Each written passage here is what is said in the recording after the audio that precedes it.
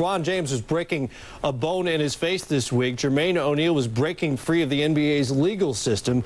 On Thursday, he emerged from an arbitration hearing during which he had his 10-game suspension permanently revoked, reduced to just 25 games. Then he went out and schooled the Nets with 31 points. Jermaine happy he can finally get back to hoops.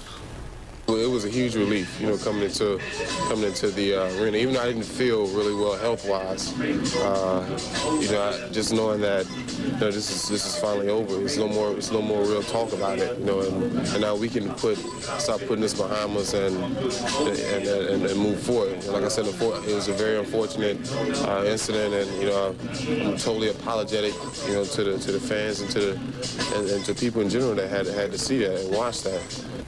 Well, contrite Jermaine O'Neal, and it's got to be a jubilant Indiana Pacers who just 8-11 since the brawl. Remember, part of that time was without Reggie Miller, without Jeff Foster. Those guys are healthy, and O'Neal's now back in the lineup. Well, they've been hurt by the injuries and the suspensions, and when I talked with Jermaine about this, let me tell you, this guy is very remorseful. I felt for him because he really understood the impact that his actions had, not only on himself and his family and the league, but in the game of basketball in general. And again, he feels good about having an opportunity to put this behind him. He feels as though he's paid his debts to society, and you could tell by the way he performed in that game that he felt really good about now being able to kind of exhale and get back to the business of basketball. Pacers were an obvious favorite for the Eastern Conference title.